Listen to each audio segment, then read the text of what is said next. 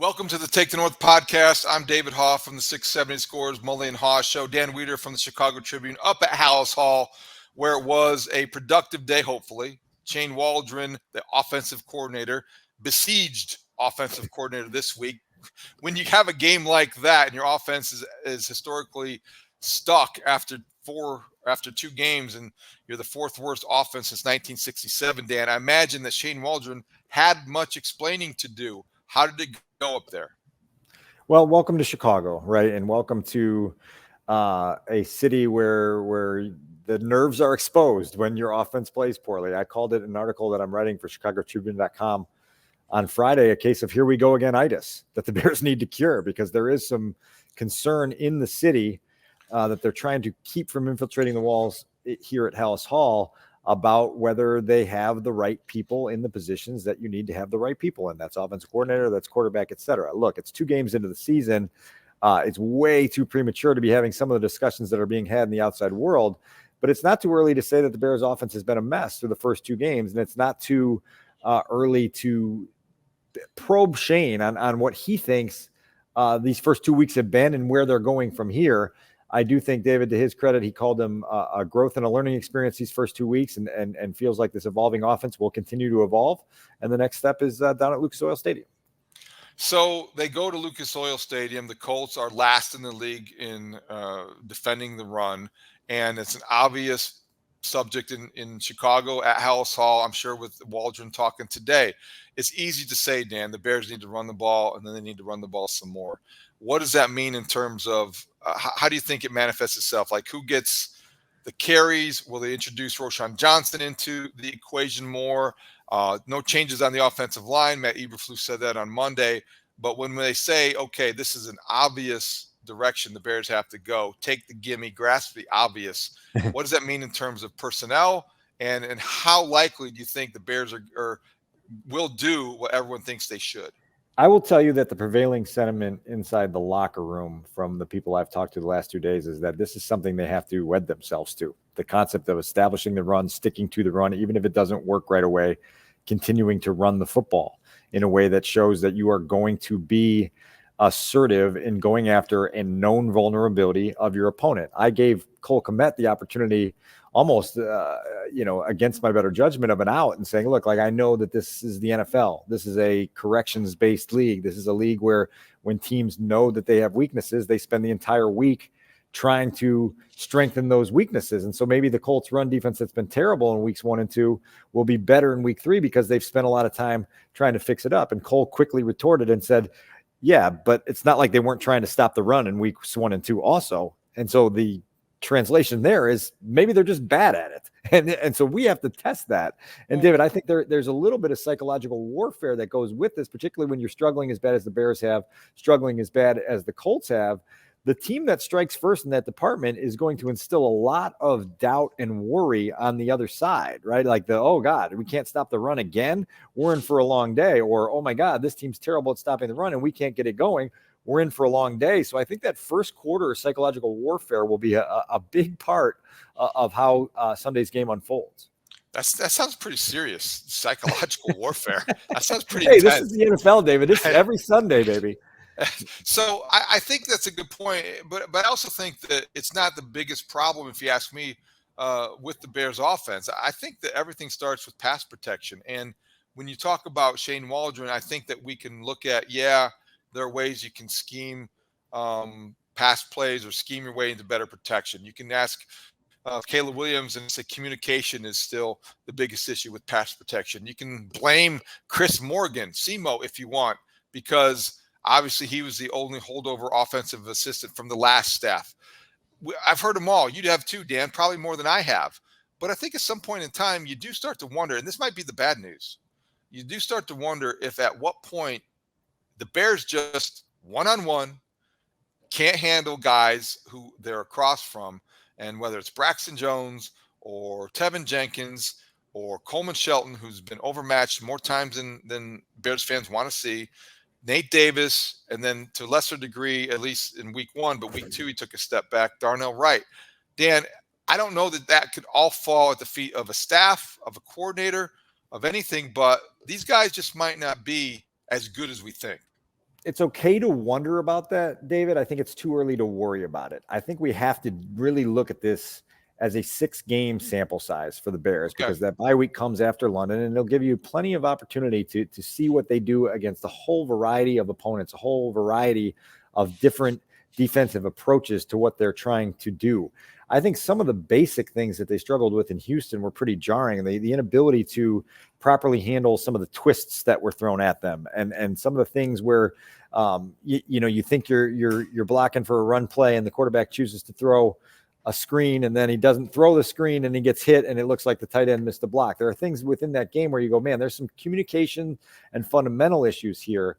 When it comes to your original concern about protection, we had a chance the other day to talk to Mark Schlereth, and I thought it was really interesting for him to put the onus on the play caller for bolstering that protection in the short term. As you try to get that line stocked with the type of talent that you want up front there, you also have to adjust to what you have now. And he said, look, like if you're going to throw the ball 35 times in a game, as a play caller, you've got to make sure that you mix in, 5 3-step drops where the ball is out quickly. You're mixing in 5 swing passes or bubble screens where the ball is going out to the perimeter and it's out of your hands. You're mixing in a handful of screen plays. You're mixing in some play action bootlegs that get your quarterback on the move. And then really at the end of the day, you are aiming as a play caller out of those 35, 36 pass attempts that you're having to have 10 or 12 where you're asking your offensive line to truly hold up and be a really good pass protecting team.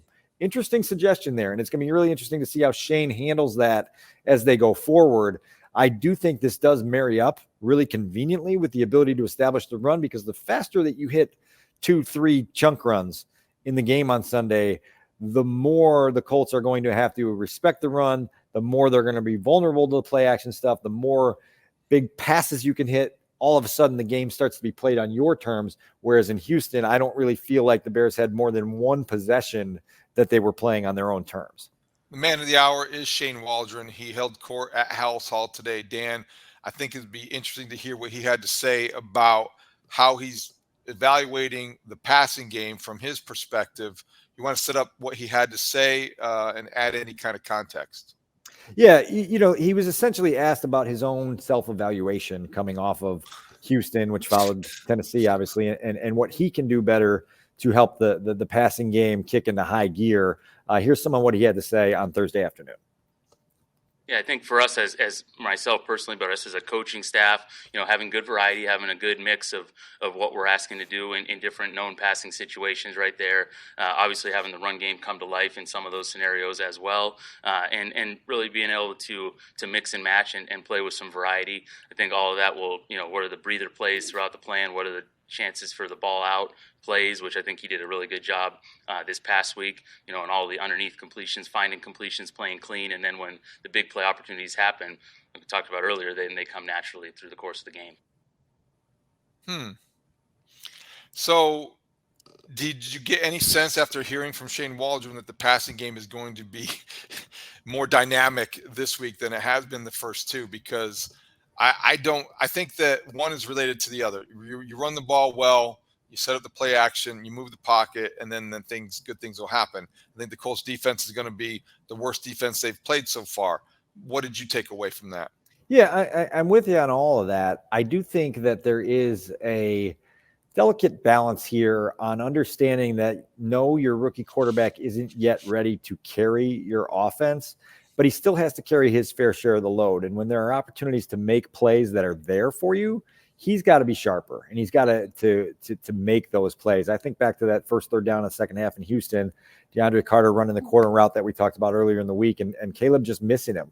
Poor base beneath him and makes a throw that's drifts on him, and it sails a yard beyond the reach of DeAndre Carter. And instead of having like a season-changing touchdown, you're punting. And so that's this league. Like, a play is there to be made, make it. You think back to the opener against Tennessee, the out and up to Keenan Allen, that they don't hit it, and you're saying, oh, what if? Well, the what if plays have to disappear, and they have to become, how about that? And so that's the goal here, is that your quarterback, while not asked to shoulder a huge part of the load yet, has to make the plays when we're there. I always go back to that Chargers game. You've heard me reference it hundreds of times in 2019 when the Bears season seemed to fall apart. And things started to unravel when Mitch Trubisky had Taylor Gabriel wide open for a touchdown and overshot him by 3 yards. And then the next thing you know, the dominoes started to tumble. And when the dominoes ended up finishing, the season was a disaster, And so it's those moments that's why that position is what it is in this league. And it's the great separator between the great quarterbacks and the great teams and the mediocre quarterbacks and teams that are always trying to figure it out. Before we go on to our prediction segment, you heard from Caleb Williams on Wednesday. Did you hear a guy that is concerned at all about having a third straight subpar game and maybe becoming a guy compared to Bryce Young next week more than he would like to? Or did you hear somebody whose easy confidence was easy to detect and you feel like he's ready for a bounce back game? In the last 2 weeks, I've heard references now to Bryce Young. There was a reference to Johnny Manziel a week ago. There's a reference on they should have kept Fields. I mean, like, people are off their rocker in the court of public opinion, coming up with things that make absolutely no sense. I think Caleb has been very direct and genuine since the day he got here, and understanding this is really hard. The job is hard. The league is hard. There are going to be hard weeks. And right now, I think he's ready to turn the page and move on to the next thing. You don't want 2 bad games to become 3 or 4, and that's the big challenge in Indianapolis. You're staring at a golden opportunity, David, against a shaken defense to get yourself rolling. And so seize on it. Go in there, play free, play with confidence, play with poise. Don't press. Don't drop your eyes, and hopefully the results start to take care of themselves. I think Caleb right now is in a better mental state than he is a physical state. I think he mentioned both after the game Sunday and again on Wednesday that his body's a little banged up, but he'll be ready to go by kickoff Sunday, and then we'll just test what his response looks like. Why are you watching so much ESPN? It shows up in my feed every once in a while, and I just end up launching the phone into the couch cushion or wherever I'm standing and going, what are we doing here? But I'm doing a better job with reacting to that stuff in 2024 than maybe I have the last couple of years. You get a lot more mellow lately. You get a lot more sleep. Yeah. That's good. That's actually, I'm happy for your well-being. All right, let's move on to our predictions and what to watch segment. All right, Dan, let's start with the breakdown. If you had to put together the package for the Chicago Tribune on chicagotribune.com, what are 3 things that you're keeping an eye on before I get to my 3 things? We'll start with something that we've already talked about. This Colts run defense is atrocious. 213 in the opener against the Texans. They sort of reasoned that away as, we were paying a lot of attention to C.J. Stroud and the great receivers that the Houston Texans have. Well, that excuse was off the table when they went to Lambeau Field to face Malik Willis, right? And then the Packers ran it 53 times for 261. You're a bad run defense right now. As much fire as Shane Waldron is under here in Chicago, Gus Bradley is taking just as much in Indianapolis. And so this is the Bears' opportunity to take the pill and get well, and so establish the run and get rolling. That's the first one for me. Okay, that's a good one. You finish your second and third because I'll go a different direction with mine. All right, number 2 for me is just finding ways, first, to contain Anthony Richardson, second, to fluster him. Young quarterback, I think less than 200 total regular season snaps in the NFL. Has already thrown 4 interceptions this season, can be mistake prone when you make him be, can be big play explosive when you allow him to be. And so you've got to find that dynamic. Eric Washington was pretty firm today, David, in talking about some of the college type option plays that the Colts will run with Richardson and being able to contain those. You got to understand the athleticism. You have to understand how dynamic he is, but you also have to understand that you've got one of the best defenses in the league, and you can control this football game. You can go ahead and put your fingerprints all over it right from the start. And so I'm really interested to see how Matt Eberflus, Eric Washington, and this really feisty defense does on Sunday afternoon. It's interesting that you say Eric Washington. I'm wondering what his role is in all these second half adjustments, because they have been as good as any defense in the NFL in the second half, only giving up 3 points in 4 quarters this season in the second half. And I wonder, does his role intensify or increase at halftime? And could that explain why they are so much better in the second half? I think some of it is just a mentality. And I think this group understands that they have what it takes to finish and be finishers. And I can't say enough again about the play that Andrew Billings made on Sunday night in Houston down near the goal line to, through a double team, get a helmet on the football, knock it loose, create the winning opportunity for the Bears. They didn't capitalize on it, but that's the type of play that enlivens a season. They've made a bunch of them so far, and I just think that's a testament to talent and mentality of this defense. What's your number 3 thing? Last thing for me is just I'd like to see the Bears play from ahead. You know what the story of the season's been so far, and I haven't pulled up the metrics yet to see how long they've led for versus how long they've trailed for. But we know it was 17-0 in the opener against Tennessee. We know they were chasing 19-10 for a really long time in Houston, and we're behind from the outset. If they get ahead and they can play the game on their terms, it'll be really interesting to see what this defense can do. We know the formula for the 2018 Bears was pretty special when they'd get the lead and then be able to do just about whatever they wanted defensively. And then all of a sudden the floodgates would open and the sacks would come and the takeaways would come and everyone was having a great time. Those are good. Those are good things to watch. I'm going to keep mine more individual centered. And I think that this is going to sound absurd, but I don't think that I'm going to mention anything about the Bears offense, because I think their offense is going to respond in a way that reflects the emphasis of the week. They're going to grasp the obvious. They're going to be able to do something serviceable enough in the run game, and they're going to be okay in the passing game. Not going to say they're going to reinvent the wheel in Indianapolis, but I think they get back on track. My biggest concern for this game, because of the way it stacks up, and I think the matchups are, is that you can't let the Colt offense get a big play that gets the crowd into it, builds some momentum for a young quarterback, and allows them to steal a game at home. I know they're favored. That's ridiculous. I think the Bears have an obligation almost to go down there with that defense and take care of business against this rookie. Now, he's not a rookie. This young quarterback who feels like it. It feels like it. So my 3 things are simple. In order, Jonathan Taylor can't hit the home run. You got to contain him. I think he's one of the best backs when healthy in the NFL. He reminds me a lot of Saquon Barkley. I know he doesn't have maybe as much shiftiness, but he is smooth and he's dangerous. And he's one broken tackle away from breaking any game wide open. Jonathan Taylor. Number 2 is Anthony Richardson.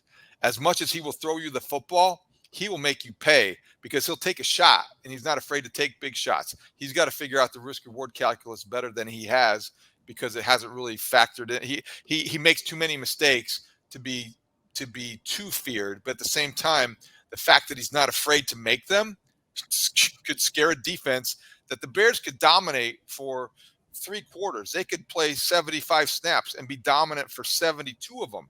But if they lapse in those 3 and they're all big plays, Anthony Richardson's going to win this football game. They can't let that happen. And the third one is related to Anthony Richardson. Alec Pierce. I don't know if you saw it or not, Dan. 21.2 miles per hour.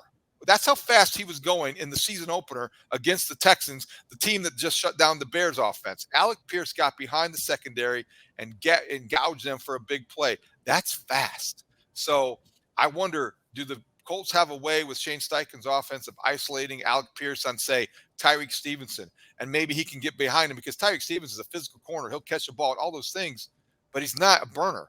Alec Pierce is a burner. He'll run by you. So Jonathan Taylor, Anthony Richardson, Alec Pierce, those are the 3 biggest things I look at from the Bears perspective that can cost them this game if they don't shut those guys down.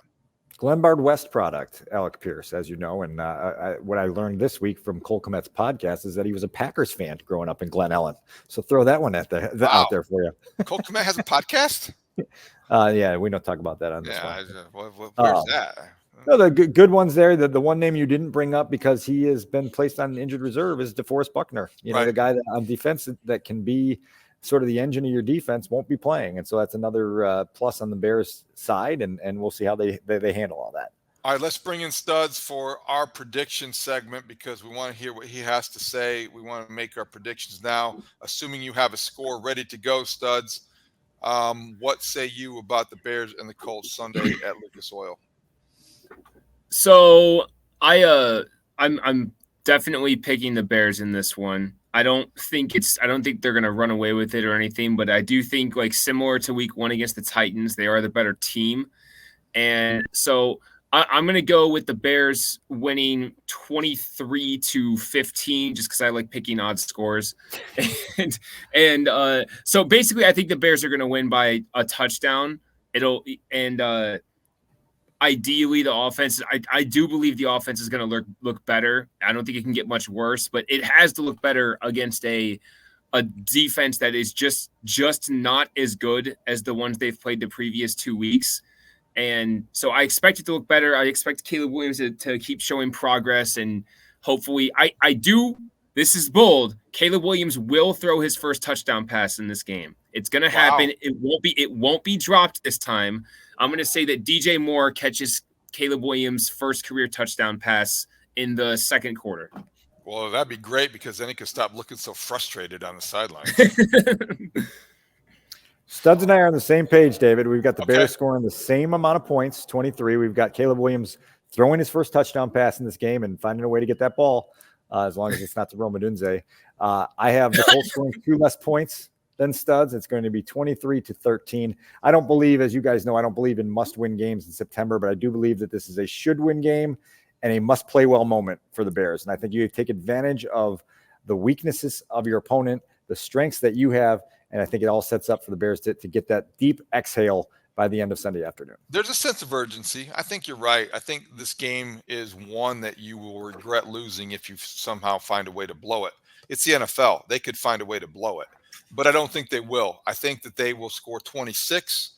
That'll be 2 touchdowns by the offense, maybe 1 touchdown offensively, maybe 1 by the defense that when Richardson throws them a ball that he shouldn't. And then there are going to be three field goals by Mr. Santos. One of them will be longer than 50 yards because they're going to be indoors, ideal situations at Lucas Oil. Great stadium, great venue. And I think that they scored 26. The Colts score 17. The Bears continue their streak of 8 straight games going back to last season of 20 or fewer points, the longest in the NFL. This is an elite defense that's playing at a high level. I think they do it again in Indy, 26-17 Bears. All right, so those are our predictions. All got the Bears winning. Dan, before we go to our final, to the next segment and talk about C.J. Stroud and the big brother from Houston, want to hear from Caleb Williams, who answered a question about what they will be able to do related to the urgency about the expectation they need to win this game. And Caleb Williams was asked, what do you sense you guys should be able to do really well soon? And this is what he had to say. This offense continues to evolve, and you've been in it for a while. What do you sense that you guys should be able to do really well soon? Yeah, I think really well. I think one of the things we'll be able to do really well soon is I think we'll be able to run the ball. I'm trying to figure out exactly what runs fit best with our personnel, the people we have. I think that's the thing that's going to emerge here really soon.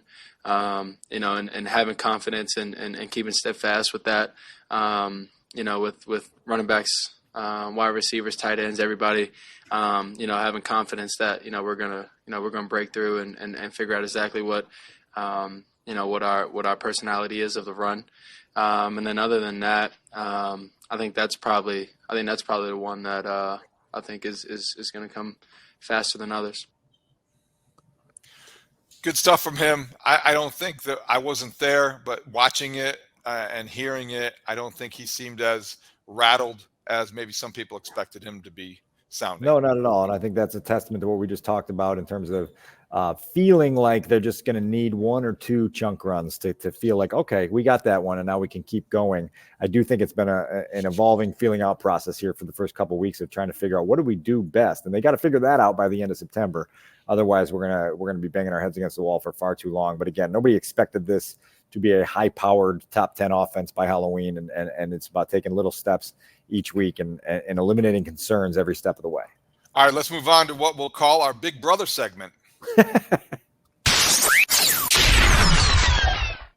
So, this mini controversy down in Houston. I want to hear you present it because I have had my say on the morning show, but I know that as a grizzled member of the Bears beat, you might have a little I'm not going to preface it.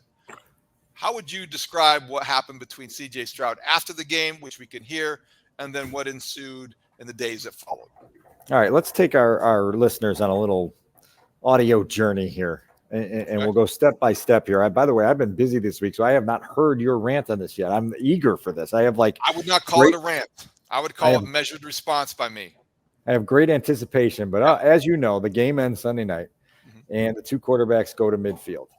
What we know happens at that point is CJ Stroud and Caleb Williams meet.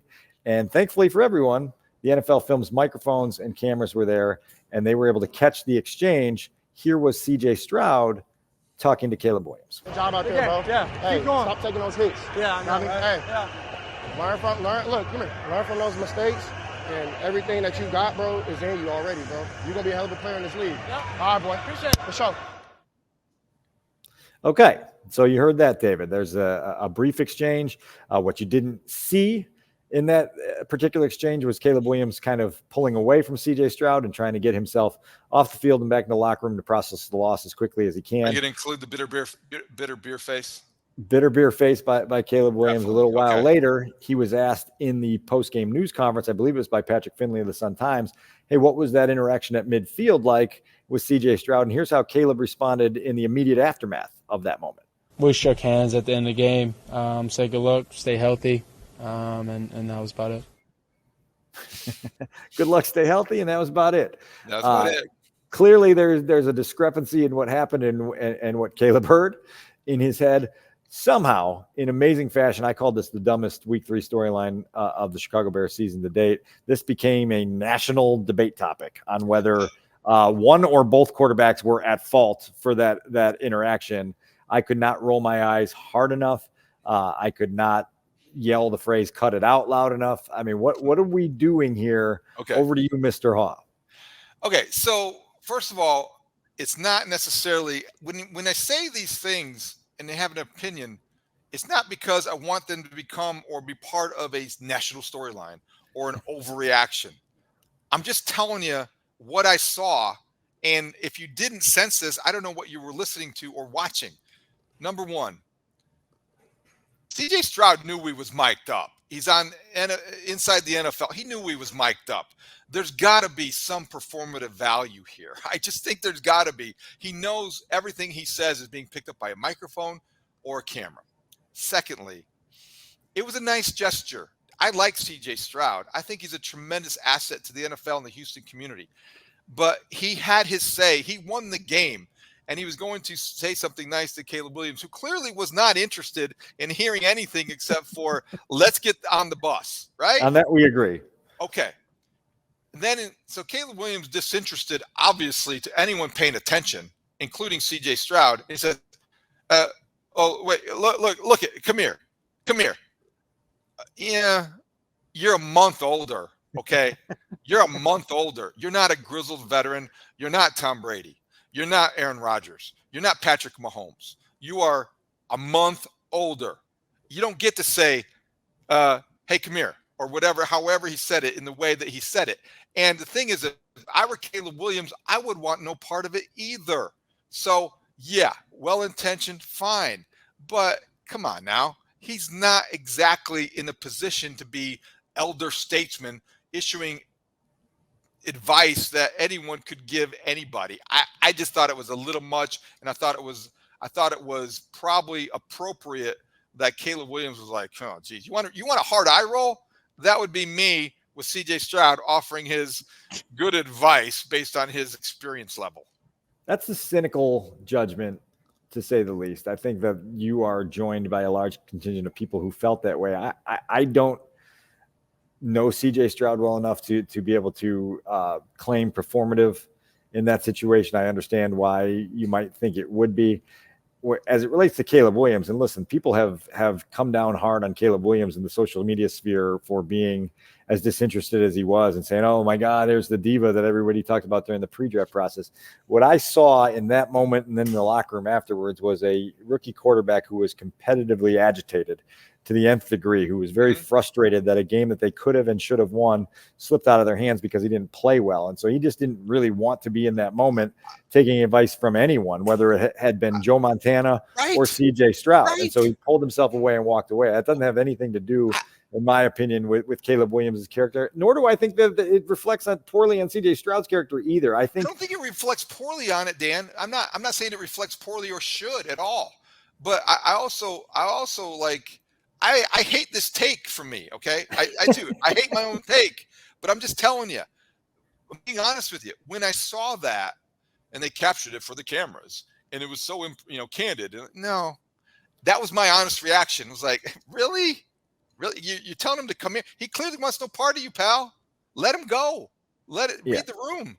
So, I mean, it was brief. It's not like he chased him down into the Bears locker room and then gave him a hug and then gave him a long soliloquy that could be on a Broadway play. It was a very limited interaction. But to me, the other thing that signifies is life in the fishbowl for the 2024 Bears and for Caleb Williams. Get used to this. The DJ Moore body language conversation this week falls in a similar category as this, where every gesture the Bears make, every word they speak is going to be microanalyzed to the nth degree, and we're going to be here rolling our eyes more than once at the reaction to all of it. This is the world that they're in now, with a up and coming team and a mega, I don't want to say mega star, but he's kind of a mega star quarterback or celebrity quarterback that everyone is judging at all times. And so I don't know how Caleb Williams, who remains active on social media, lives this world. I would go freaking crazy at age 47. At 22, I would have been an absolute basket case, and so hopefully he's able to compartmentalize all this stuff and not really read into much of it or react to much of it, because it's all really silly. It's all really just sort of manufactured overreaction, if you ask me. It's just content. Right. And in an age where content is everything and everything is content, here we are, right? For the record, I asked DJ Moore the first question at 8:00 on Monday morning, how he felt about the way the NBC's cameras caught him. I gave him a chance to explain, Dan, for full context. So I was doing none of the twisting out of context, nor did I issue a rant over that reaction, just for the record. Okay, that's good to know. And so I'm not cynical. I'm not that cynical. DJ will know on Sunday in Indianapolis that when each drive ends, he better be reacting in a way that he's comfortable with the cameras catching, because they're going to follow him around for at least this game. I don't think you were here for the first couple seasons of Jay Cutler's Bears tenure when I obtained my PhD in body language reading. So but I was here at the back end, and I feel like you offered a few classes on it by the time that's a shot. That's a shot. No, that was not a shot. I mean, like we had to get the orientation of what it was like to judge Jay on a weekly basis. We're buddies now. You remember? I was just going to say, friend of the podcast, Jay Cutler from the elevator. We had a moment. All right, let's finish things up with our 2-minute drill. The 2-minute drill. The 2-minute drill. All right, Dan, according to the injury report, Tevin Jenkins, limited participant in Thursday's practice. That's good news for the Bears. They don't need to take out one of their linemen who has a capability of having an impact on Sunday. Great sign for a guy who's had durability issues to get back on the field after just one missed practice. Matt Eberflus said on Wednesday that this is going to be about Tevin's ability and desire to play. The desire is definitely there. Now it's all about, can you create the power in that injured leg to do the things you need to do on Sunday afternoon. Big step in the right direction on Thursday. Not going to say I'm concerned about Keenan Allen, but you keep telling me I should be concerned about Keenan Allen. So the plantar fasciitis is not getting any better. He has not practiced since before the opener. I don't know if he's going to play on Sunday. I'm not going to say I'm not concerned about Keenan Allen, because I'm very concerned about Keenan Allen. And this is about the 9th straight episode that I've had to vocalize that. I believe Sunday in Houston was his 12th missed game since the start of 2022. That coincides with entering the golden decade of being in his 30s. Obviously, this foot injury is something that's been lingering. It's been a problem. They can't find the formula to get him back on the practice field. Matt Eberflus said on Wednesday that pain tolerance is going to be a big part of this in the weeks ahead. Right now, the pain tolerance isn't in the green zone right now. And so right now, the Bears are going to have to proceed forward with the idea that Keenan Allen's going to miss his second consecutive game. We know that Matt Eberflus had a great success with the Colts as a defensive coordinator. That's why he became a candidate for the Bears head coaching job. He returns to Lucas Oil Stadium, where he has had some success. He returns to Indianapolis, where he probably had a very good barber. Probably not as good as the one that he has now. How special is this weekend back for Matt Eberflus? Well, remember, Matt went back in the summer of 2023 when the Bears did the joint practices there. That was kind of the reunion week for him to reacquaint with people in the organization. Before we got on and started recording this episode, I was visiting with our friend Deion Miller here in the lobby at Haugh, and she had just gotten off a Zoom call with a reporter in Indianapolis who she had asked, do they miss Matt down in Indianapolis? And the reporter apparently said, with a laugh, it depends on who you ask. And so that's something to keep track of and notes on as Matt makes his return to Indy. I don't think that it was a tear-filled exit when he was hired as Bears coach here for a lot of people down there. One other footnote from that conversation that Deion was having, apparently fever has smothered Indianapolis to the point where the WNBA playoffs are a bigger story right now than week 3 in the NFL. Do they play this weekend? I believe they start this weekend. Are they in Indy? I don't know. Good question. That's going to have to find out. You're going to have to go elsewhere for your WNBA scheduling. Clark greater than Jonathan Taylor. I think that is the case. And by the way, just a reminder that when Matt Eberflus left Indianapolis, and not to like bring up an uncomfortable topic, but he was going to probably be fired. I mean, right? I mean, you said there were no tears of joy, but like there were no tears when he left. He was actually on the hot seat, and there were no guarantee he was coming back as the defensive coordinator before he took the Bears head coaching job. To his credit, he has done a great job coordinating this Bears defense over the last, 13 months, 12 months probably. It was probably about 12 months ago this week that that he had to resume calling plays for this Bears defense. Now the question is can he oversee the entire team and get the results out of his coordinator and quarterback in a way that turns his team into a playoff team? And the next step comes Sunday in a very winnable game in Indianapolis. Fever have the last regular season game on Thursday night, according to Adam Sudzinski. So we'll see what playoff Fever is for the Indiana Fever over the weekend. Anything else, Dan, before we wrap things up?